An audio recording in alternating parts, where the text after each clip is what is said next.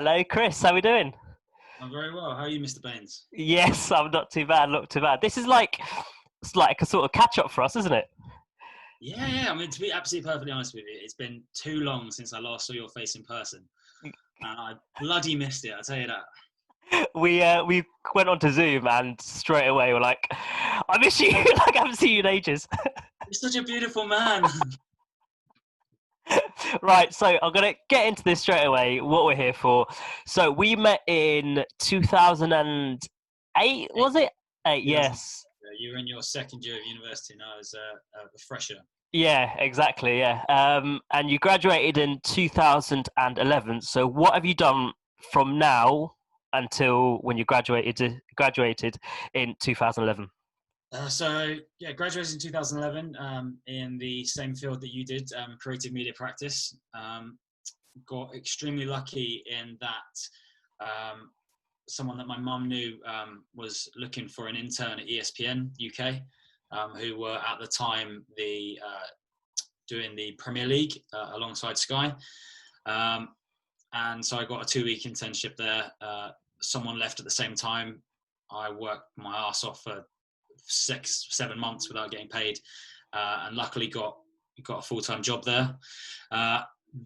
They went under because they just couldn't compete.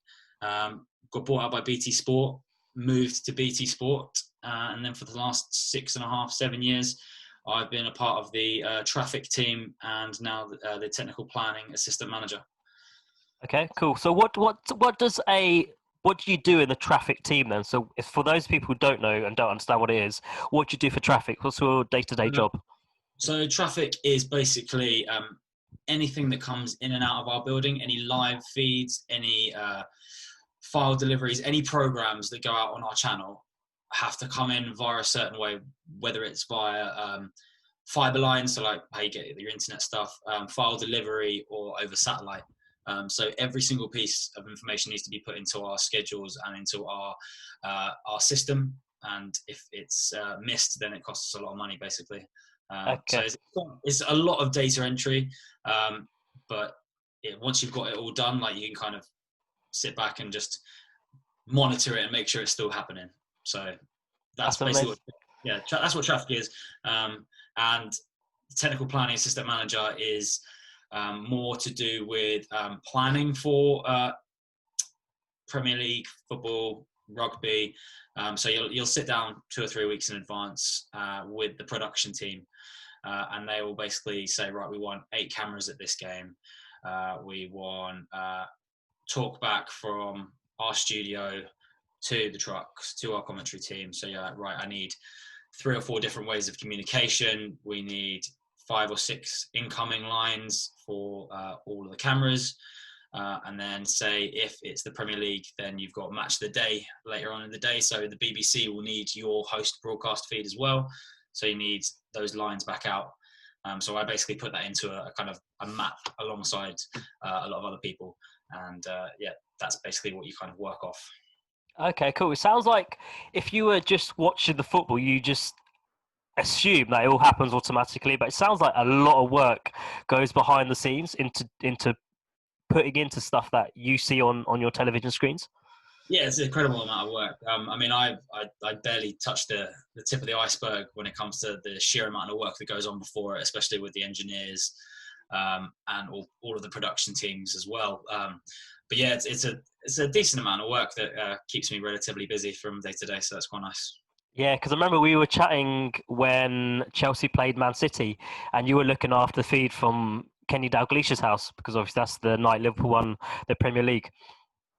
Yeah, it's kind of weird. I mean, as a Man United fan, it was it's been a depressing year, to be honest. It's looking better now, but yeah, you guys deserved it. It's quite weird, like setting up Zoom calls with different people. Like I look after the Bundesliga quite a lot, and we've got Owen Hargreaves working out of his house. So Wow. it's a constant feed from his house, like as a co-commentator as well. There's actually one funny story where on the Bundesliga, one of the co-commentators went off the air for about 20 seconds because someone was downstairs with his shopping. He got Sainsbury's order, and you had to literally run down, like open the door, and the guy was like, "Just chuck it in there. I've got to go back upstairs." I'm definitely allowed to say that because it was on Twitter, so I'll make sure that I don't say that. I can't be saying that I get fired in the morning. So what sort of, because I've always found this interesting, so what sort of like equipment does someone like Owen Hargreaves will need then? Will he just set up with a laptop and a microphone and that's it? Or what sort of stuff does he need? So you've got a couple of different ways of doing it. You've got a Comrex machine, which is strictly audio, same with an ISDN, which is basically you dial into a phone line and that goes back and forth. And you've also got Vision Mix as well, which is the visual as well. So it's basically like a glorified like Zoom, but it's like very high end. So instead of just being able to log in like we're doing now and talking over our laptops, we've actually had to send him all this equipment. So we've been trying to use like the same like 8, 10, 12, 14 people that we know are going to continually commentate on those specific games. So we can just leave it there and not have to worry about deep cleaning it, getting it back from him, delivering it somewhere else. Because it then gets a bit pricey after that. So. Okay, cool. So would Owen Hargreaves set that up himself then, or would he have support? Or no, so he would have had an engineer come around and install it properly for him. Obviously, with COVID safety measures in absolute place as a step minimum, because obviously it's a pretty dangerous time for everyone involved. So. Yeah, definitely. Yeah. So with the work that you do, just before lockdown happened, what would a typical day look like for you? Would you go into Stratford or would you stay at home? How would it work? Yeah, from before COVID, it'd mainly be Monday to Friday for me, and then for my like subordinates or like my other colleagues, they sometimes work at weekends as well.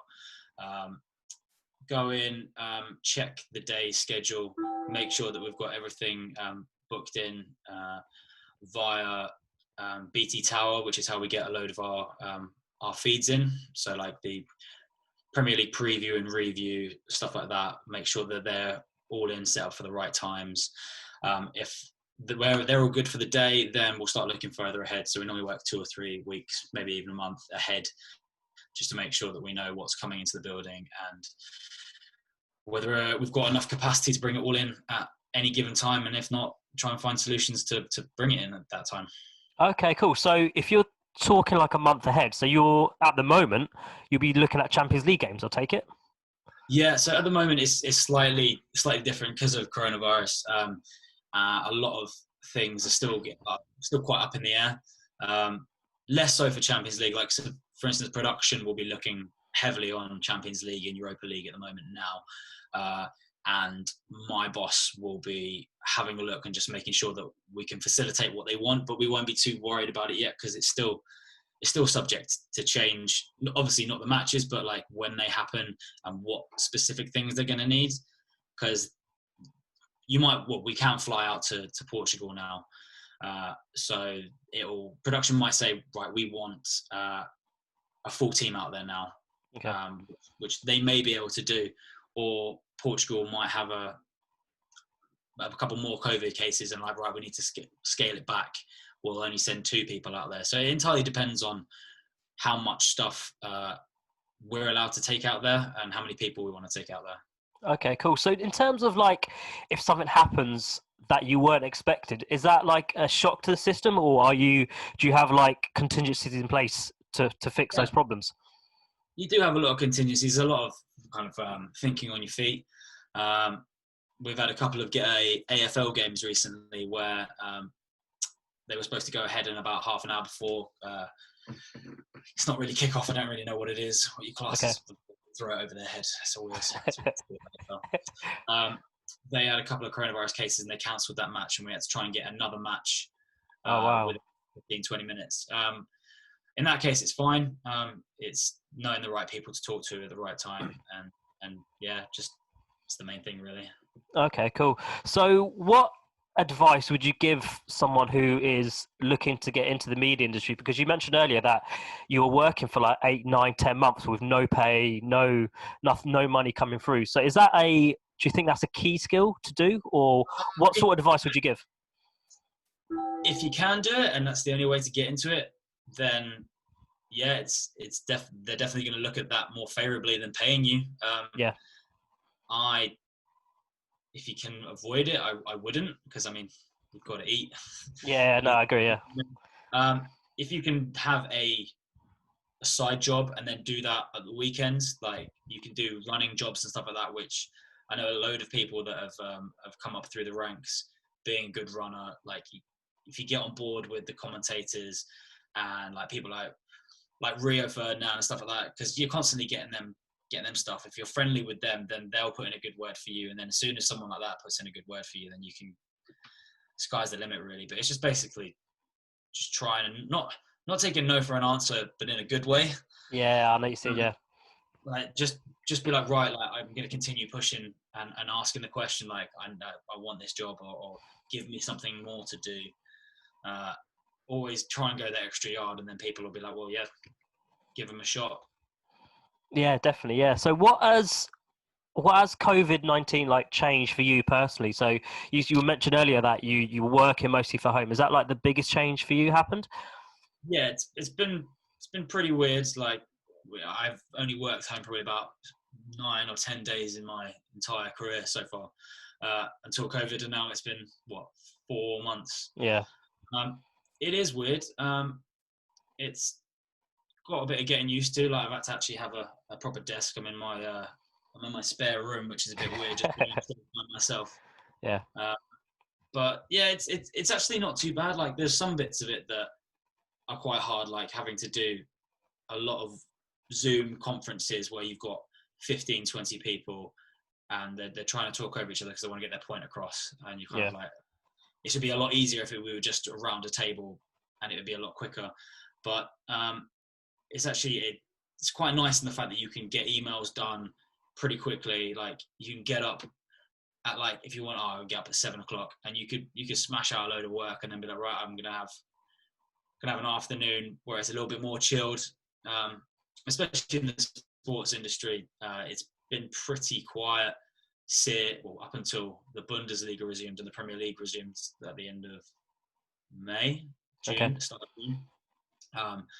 But now it's ramped up, so it's definitely different. Yeah, no.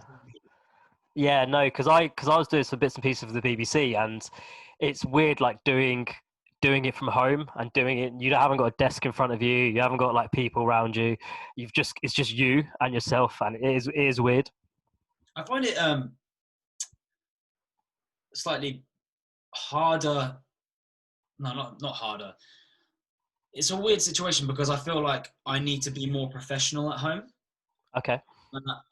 Because I don't want people to think that I'm just sitting here playing Xbox and then doing a couple of minutes of work, and you're like, you know what, actually, I can get a load of stuff done, and I want to make sure that people know that I'm at my best. Yeah. So when we eventually do go back and say, well, when I start having children and whatnot, everyone, not just me, but like everyone within the company are like, well, this is definitely something that we can do because look how much we've achieved in the 4 months that we were at home. Yeah. No, massively, yeah. So talking about sort of your personal life, I know you love traveling, and I know you love going to like different places. What has been like your most favorite place you've been to? Because I know there's loads. I know you've been to Australia and America and all these really, really cool places. But if you had to pick like sort of one or two, maybe even three places, what would be like your favorite? East coast of Australia, Okay. like Brisbane, Sunshine Coast. Like it's basically, it doesn't drop below like 23, 24 degrees all year round. Like it's paradise for me. And probably Whistler in Canada. I'm a big snowboarder, as you well know. Yeah. Snowboarder yourself. Absolutely love it. I made a couple of university trips, didn't we, mate? We won't talk about those. It's fine. Well, it was I think it was last January. I went to Avoriaz, and I went into the bar, and I was like, oh my god, I have horrible flashbacks of us picking you up and like throwing you across this bar like 9 years ago. Like, do you remember this place? You were like, Oh God. Yeah. Oh, no. What I remember from that trip is you bought like it was like a black jacket, but it was like furry, and I just remember you like shooting down the slopes with this black jacket. I was like, who the hell was that? I looked like a bloody gorilla. This thing was just like hair It everywhere. was literally hair everywhere. It was absolutely brilliant. But Arboreas was amazing. It was good times. It But was yeah, that'd be my two places. Yeah, sun and snow. sun and snow, the best combo. So just to like wrap things up, we're going to ask you 3 questions about the past, present, and future. So we're going to start off with the past. So what advice would you give a 15-year-old Chris Arrowsmith? So what would you say to him? Well, I was gonna go down the road of being a fat child and putting food down, but every single one of your people you've had on before me have clearly also been very fat children because they've also said the same thing. Put the cake down, Um, yeah. yeah, so I'm gonna go with don't listen to your parents when they say that video games won't get you anywhere Okay. because as a 15-year-old child, how was I supposed to know within 6 years this thing called Twitch would come along and people would pay you to play video games? I know, nuts, isn't it? With my mind, I could be sitting here being like, yeah, don't work for BT Sport. I'm a multi-million-pound Twitch gamer streamer. That's what I'd like to do. Living the dream. Yeah. So moving on to the present. So you've got a dinner party. And Chris, you can invite any 3 people you want. They can be dead or alive. They can be celebrity, non-celebrity. Literally, Chris, anyone you want to. Which 3 people would you go for? I would go for David Attenborough. Okay, cool. Just would want him to talk about every single exploit he's ever done in his life and tell me how amazing doing was it like his Planet series and whatnot. Didn't his last one take like 10 years to make or something silly? It's mad. I mean, I hope it's not another 10 years for him to make the next one because I'm not sure he'll be around for it. But yeah, no, he's a bit of a legend, isn't he? He's an absolute hero. My second one would be Sean Connery. Okay, James Bond, yeah.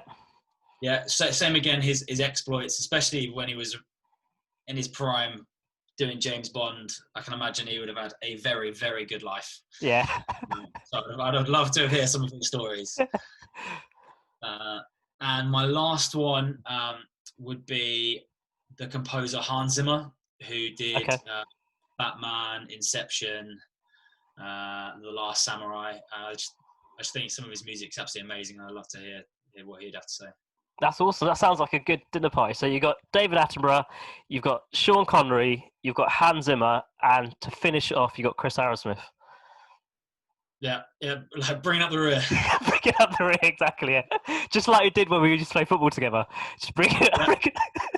Yeah, just sitting in the back of the net, waiting for the ball to fly past me. And just to finish things off, where do you think you'll be in 10 years' time? So you personally, not anything to do anything else, just you, Chris. Where do you think what you'll be doing in 2030? I'd like to be heading up an operations team, so maybe being a lead engineer, hopefully pioneering the next technology within sport or TV or movies would be ideal for me. Awesome. I can't think of a better way to end. Thank you so much, Chris. Thank you, mate. Thank you.